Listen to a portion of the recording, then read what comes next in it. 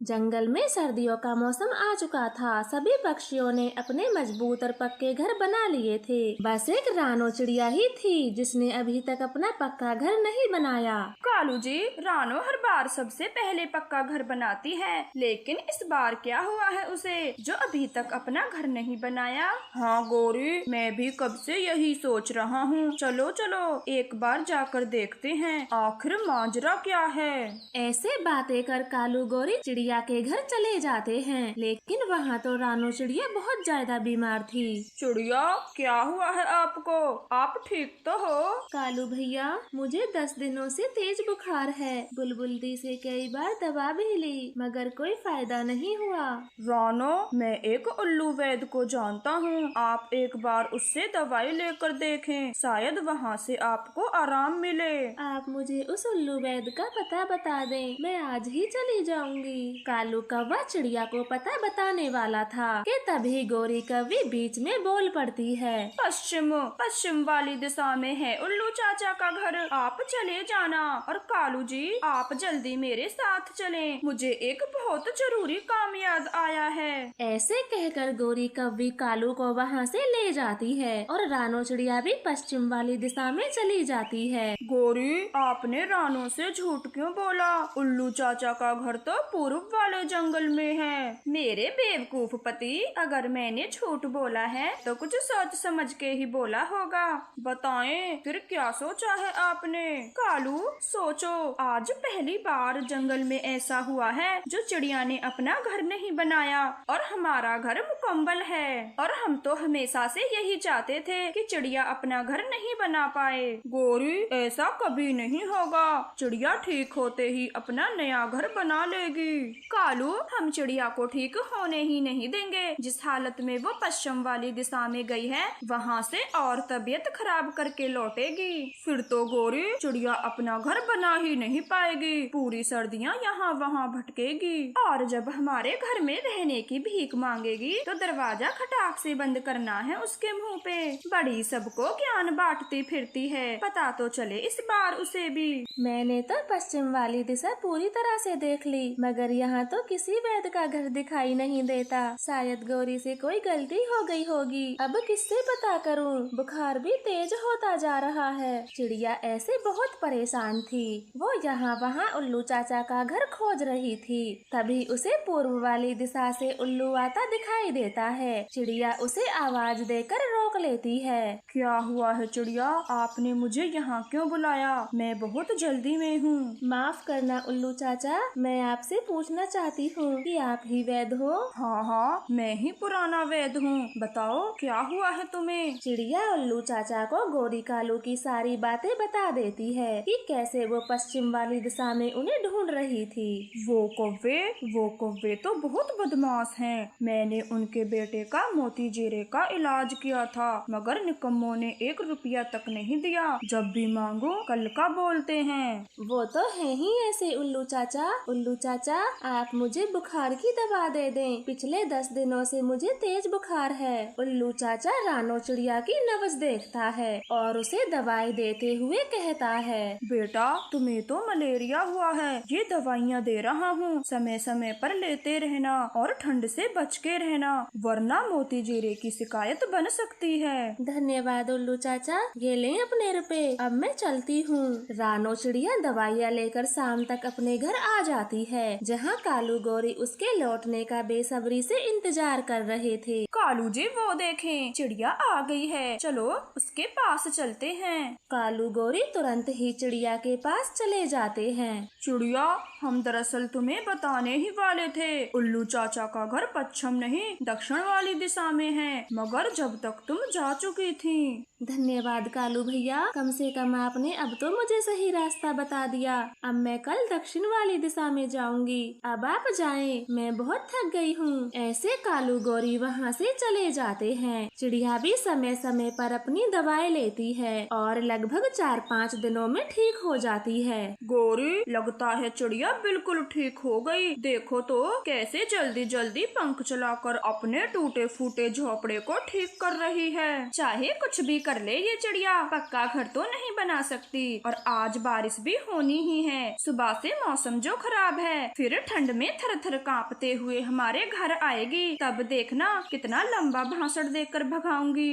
गौरी जी, हम क्यों सर्दी मरे, चलो चलो घर के अंदर चलते हैं, वहीं से चिड़िया का नजारा देखेंगे। कालू गौरी घर के अंदर छिप जाते हैं, क्योंकि ठंडी ठंडी हवाएं जो चलने लगी थी, मगर चिड़िया तो अपने घर की मरम्मत में लगी हुई थी। हे भगवान, ये घर तो पूरी तरह से टूटा हुआ है और किसी भी वक्त बारिश भी हो सकती है। अब मैं क्या करूं? चिड़िया ऐसे बहुत परेशान हो रही थी, तभी उसे एक मधुमक्खी पत्ते में छिपी दिखाई देती है, जो कि पूरी तरह से पत्ते में अपना घर बनाए हुए थी। क्यों ना मैं भी जल्दी जल्दी अपने घर की पत्तों से मरम्मत कर लूं, इसमें मुझे ज्यादा वक्त तो नहीं लगेगा, शाम होने से पहले सब हो जाएगा। ऐसे सोचकर रानो चिड़िया अपने आसपास के पेड़ों से काफी सारे पत्ते जमा करती है। वो थोड़े समय में ही ढेर सारे पत्ते तोड़ लेती है। ये मेरे घर के लिए काफी होंगे, अब इन्हें जल्दी जल्दी से घर की दीवारों पर बांध देती हूँ। फिर रानो चिड़िया कुछ ही समय में सारे पत्ते घर को लगा देती है, जिससे उसका घर बिल्कुल भी टूटा दिखाई नहीं देता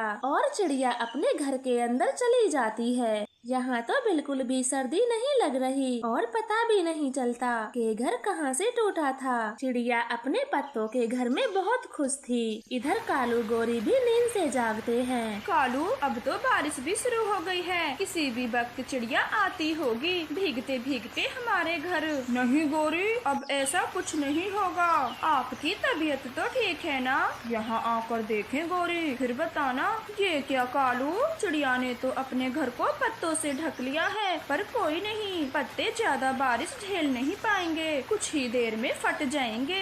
ऐसे कहकर कालू कौवा खिचड़ी खाना शुरू करता है। तभी कालू की खिचड़ी में ऊपर से पानी गिरना शुरू होता है। गौरी देखें, हमारी छत से पानी टपक रहा है, तुमने छत को ठीक से तो पक्का किया था ना?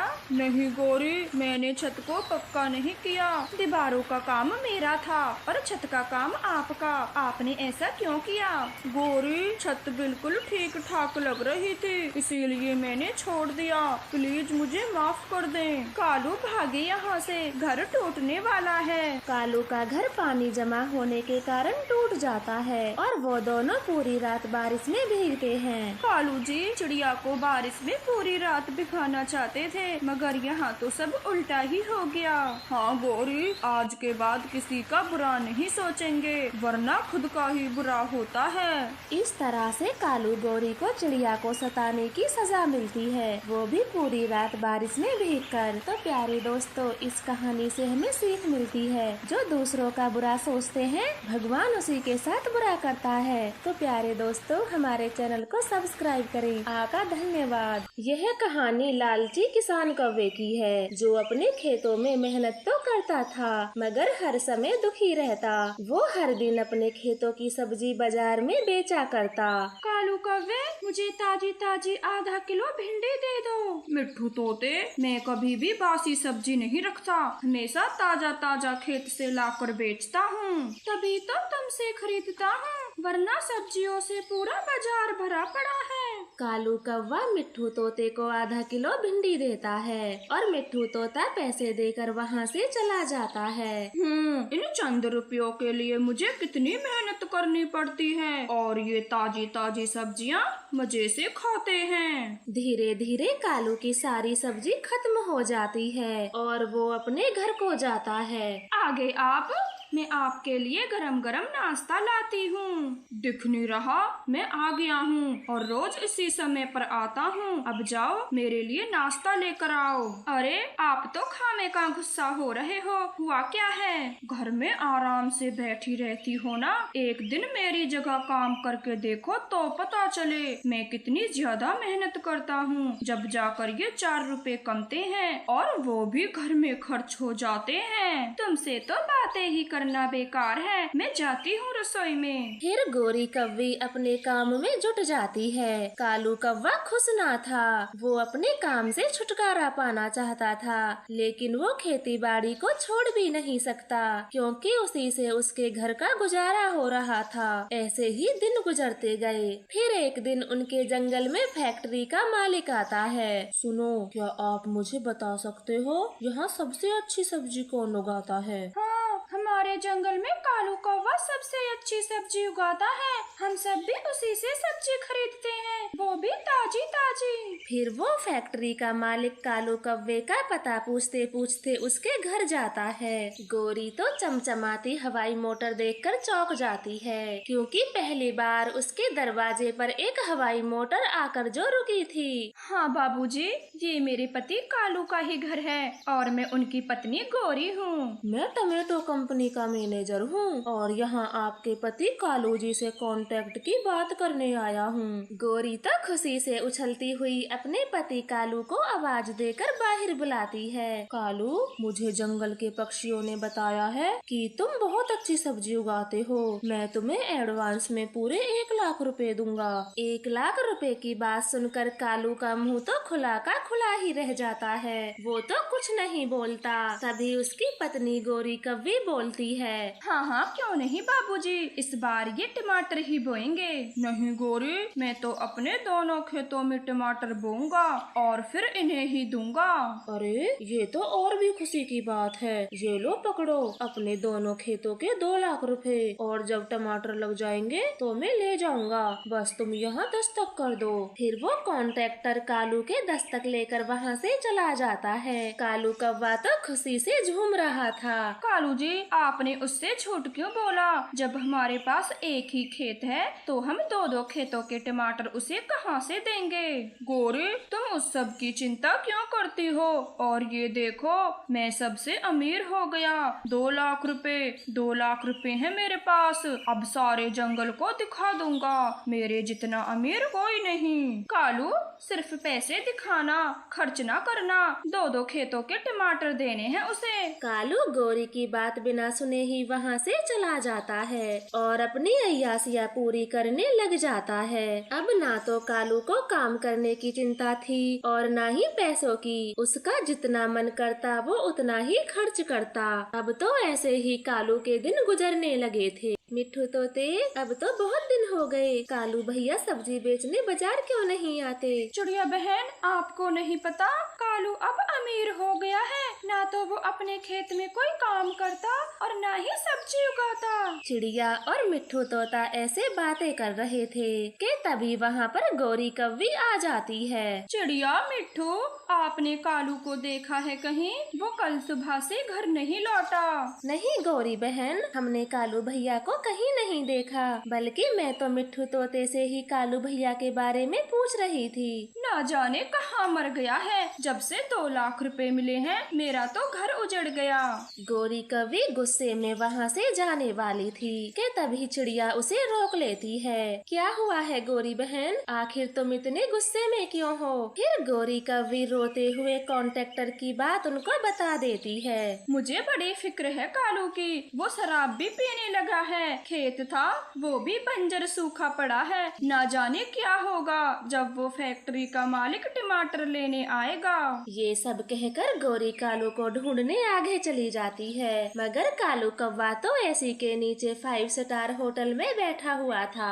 मेरे दोस्त उल्लू, तेरा कालू बहुत अमीर है। अगर तुझे कोई दिक्कत है तो मुझे बता। लगता है कालू को शराब कुछ ज्यादा ही चढ़ गई। हाँ कालू दोस्त, मेरी पत्नी बहुत बीमार है। 20,000 रुपए चाहिए हैं। अगर तुम दे दो तो बड़ी कृपा होगी। कृपा बिरपा छोड़ो और ये लो 20,000 रुपए। और भी चाहिए तो बेझिझक कहना। ऐसे कालू कौवा उल्लू को 20,000 रुपए देता है। उल्लू तो समझ चुका था। वो कई तरह तरह के बहाने बनाकर कालू कौवे से रुपए लेता रहता है। इस तरह से उसके सारे पैसे खत्म हो जाते हैं और 6 महीने का समय निकल जाता है। फैक्ट्री का मालिक कालू कौवे के घर आता है। कालू कहाँ है? और टमाटर की फसल तो अच्छी हुई है ना? कौन सी टमाटर की फसल? यहाँ आपको एक टमाटर तक न मिलने वाला। ये तुम कैसी बात करती हो? मैंने तुम्हारे पति को 2 लाख रुपए दिए थे। कहाँ है कालू? उसी से बात करूँगा। आपके 2 लाख रुपयों की वजह से ही मेरा कालू बिगड़ गया है और अब उसी से जाकर मांगो अपने टमाटर। बेईमानी, ये तो सरासर बेईमानी है। मैं बर्दाश्त नहीं करूँगा। जा रहा हूँ और जल्दी ही 11 मुल्कों की पुलिस लेकर लौटूंगा। कालू को बिल से भी बाहर निकालूंगा, चाहे वो कहीं छुप जाए। गुस्से से तिल मिलाता वो पक्षी वहाँ से चला जाता है और अपने साथ पुलिस की गाड़ी लेकर वापस आता है और पूरे जंगल में कालू को ढूंढता है। इंस्पेक्टर साहब, ये ही है वो कालू कौवा जिसने मेरे साथ बेईमानी की है। पकड़ लो इसको। क्यों रे कालू कौवे, 2 लाख रुपए लेकर यहाँ छिपा बैठा है? चल हमारे साथ, हम करेंगे तेरी खातिरदारी जेल में। ना पुलिस जी, मुझे जेल मत ले जाओ, मत ले जाओ मुझे जेल। छोड़ देंगे तुझे, लेकिन पहले इनके 2 लाख रुपए वापस कर। दरोगा साहब, मुझ पे 2 लाख नहीं है, सब मैंने खर्च कर दिए हैं, मुझे माफ कर दो। हाँ पुलिस जी, मेरे कालू को छोड़ दें, ये टमाटर की खेती करेंगे और कॉन्ट्रैक्ट पूरा करेंगे। ठीक है, एक मौका दे के देखता हूँ। अगर इस बार टमाटर की खेती नहीं की तो दोनों को ही जेल में डाल दूंगा। ऐसे वो गौरी का प्रस्ताव मान लेते हैं और कालू को छोड़कर चले जाते हैं। गौरी, मैं अपने खेत में टमाटर बो तो लूंगा, पर दूसरे खेत में कैसे टमाटर बोऊंगा जो मैंने झूठ बोला था। पहले आप एक खेत में टमाटर बोएं, बाद का फिर देखेंगे। फिर कालू कौवा अपने खेत में टमाटर के बीज बो देता है। वो कड़ी मेहनत करता है, समय बीतता है और कालू के खेत में टमाटर भारी मात्रा में लग जाते हैं, जिन्हें देखकर फैक्ट्री का मालिक बहुत खुश होता है और सारे टमाटर तोड़कर ले जाता है। गौरी, फैक्ट्री का मालिक बहुत अच्छा है, वो हमारे एक खेत के टमाटरों में ही खुश हो गया। देखा कालू जी, सब ठीक हो गया, बस आप दोबारा से कभी भी अपनी अय्यासियां ना शुरू कर देना। मैं बहक गया था, 2 लाख रुपए देखकर मैं बहक गया था, पर अब मैं जान गया हूँ, असली खुशी मेहनत करके ही मिलती है। उस दिन के बाद कालू कौवा खूब मेहनत करता और अपने खेत में टमाटर ही उगाता। अब हर बार फैक्ट्री का मालिक कालू के खेत के टमाटर लेकर चला जाता और इस तरह से कालू एक अमीर पक्षी बन जाता है। टोनी चिड़िया उस जंगल में अभी अभी नई आई थी। वो एक बड़े पेड़ पर अपना घोंसला बनाकर उसमें रहने लगती है। एक दिन टोनी चिड़िया अपने घोंसले में बैठी हुई थी कि तभी वहाँ पर एक कालू नाम का कौवा आता है। छोटी चिड़िया, मैं अपनी पत्नी के साथ उस सामने वाले पेड़ पर रहता हूँ, अगर किसी चीज की जरूरत पड़े तो हमसे लेने आ जाना। कौवे भैया, आपका बहुत बहुत धन्यवाद, लेकिन अभी मुझे कोई समस्या नहीं है। अगर कभी जरूरत पड़ेगी तो आपके पास जरूर आऊंगी। ठीक है, अब मैं चलता हूँ, लेकिन आप ये थोड़े फल ले लें, आज मुझे काफी ज्यादा फल मिले हैं। कालू कौवे की टोकरी में पके हुए फल देखकर चिड़िया एक फल ले लेती है। कालू भैया, आप तो बहुत अच्छे हो, वरना अनजान पक्षियों से इतना लगाव कोई नहीं रखता। अरे चिड़िया बहन, आप तो हमारी पड़ोसी हो, अनजान नहीं, और अपने पड़ोसी की देखभाल करना तो मेरा फर्ज है। ऐसे बातें कर कालू कौवा अपने घर चला जाता है। ये क्या कालू जी, आज आप बस थोड़े से ही फल लाए हो? नहीं गौरी, मुझे फल तो ज्यादा ही मिले थे, परंतु मैं थोड़े से फल उस छोटी चिड़िया को देकर आया हूँ। आपने कब से पक्षियों की सेवा करने की जिम्मेदारी ले ली? चुपचाप सारे फल अभी के अभी वापस लाओ उस चिड़िया से, वरना मेरा गुस्सा बढ़ जाएगा। गौरी मेरी जान, पहले मेरी पूरी बात तो सुन लो, तब गुस्सा करना। कहो कहो, जल्दी कहो, आपके खाली दिमाग में क्या आइडिया है? गौरी, वो चिड़िया गरीब है और इस जंगल में अभी अभी आई है। अगर हम उसके दोस्त बनकर रहेंगे तो हमें चिड़िया के अंडे खाने को मिलेंगे और वो जल्दी ही अंडे देने वाली है। सच कालू जी, क्या वो चिड़िया अंडे देने वाली है? फिर तो अंडे खाने में बहुत मजा आएगा। हाँ गौरी, और सबसे बड़ी खुशी की बात तो ये है कि वो चिड़िया एक घोंसले में रहती है। हमारे जैसा लकड़ी से बना मजबूत घर नहीं है उसके पास। अरे वाह कालू जी, फिर तो अंडे खाने में और भी ज्यादा आसानी होगी। ऐसे बातें कर वो दोनों पति पत्नी फल खाते हैं और मन ही मन बहुत खुश होते हैं। अरे वाह, ये फल कितना मीठा है। जब मेरे बच्चे होंगे तो मैं उनके लिए ऐसे ही स्वादिष्ट फल लाया करूंगी। इस तरह से टूनी चिड़िया भी बहुत खुश थी। कुछ दिनों बाद वो 3 अंडे दे देती है। कालू कौवा तो चिड़िया के घोंसले को हर वक्त आते जाते देखा करता कि कब उसे घोंसले में अंडे देखने को मिले। अरे वाह वाह वाह, आज तो चिड़िया के घोंसले में अंडे हैं, वो भी 3-3। पास जाकर ही देखता हूँ। कालू कौवा तो अंडे देखकर खुशी से उछल पड़ता है और चिड़िया के घोंसले के पास चला जाता है। अरे वाह टूनी बहन, आपने कितने स्वादिष्ट अंडे दिए हैं। कालू भैया, ये क्या बोल रहे हो? अरे मेरा मतलब है कि अब 3 अंडे दिए हैं तो 3 बच्चे निकलेंगे और मैं उनके साथ खूब मस्ती करूँगा। आप नहीं जानते, मुझे बच्चे बहुत पसंद हैं, इनकी सारी जिम्मेदारी मेरी होगी। ठीक है कालू भैया, अब मैं अपने बच्चों के लिए भोजन खोजने जाती हूँ। चिड़िया बहन, मैंने अभी आपसे कहा था ना कि बच्चों की जिम्मेदारी मेरी होगी, तो आप क्यों भोजन लेने जाती हो? ये लो, मेरी टोकरी से ही थोड़े फल ले लो। चिड़िया के मना करने के बाद भी कालू कौवा अपनी टोकरी से फल निकाल कर चिड़िया को दे देता है। कालू भैया, मैं खुद से भोजन खोज लूंगी, आप इतनी तकलीफ क्यों उठा रहे हो? चिड़िया, आप बस अंडों की अच्छे से देखभाल करें, इनके भोजन की चिंता छोड़ दें, क्योंकि अब से मैं इनके लिए भी भोजन लाया करूँगा। ऐसे कहकर कालू कौवा वहाँ से चला जाता है। ये सब दूर डाल पर बैठा एक कबूतर देख रहा था। ये कालू कौवा तो कभी किसी की मदद नहीं करता, फिर इस चिड़िया को फल देकर क्यों गया है? कहीं तो कुछ बात है, मैं चिड़िया के पास जाकर देखता हूँ। ऐसे सोचकर कबूतर टूनी चिड़िया के घोंसले पर चला जाता है। माफ करना चिड़िया बहन, जो आपके घोंसले में चला आया, परंतु ये कालू कौवा बहुत बुरा है, ये फ्री में किसी की मदद नहीं करता। आपको शर्म नहीं आती जो भली पक्षी के बारे में ऐसे बोलते हो? मेरे घोंसले से अभी के अभी बाहर निकलो। मैं कालू कौवे को अच्छे से जानता हूँ, वो और उसकी पत्नी गोरी बहुत शैतान हैं। आप उनसे बचकर रहना और हो सके तो अपने लिए एक लकड़ी का मजबूत घर बना लो। ये कहकर कबूतर वहाँ से चला जाता है। जरूर ये कबूतर उन भले कौवों से जलता होगा, इसलिए ये सब बोलकर चला गया।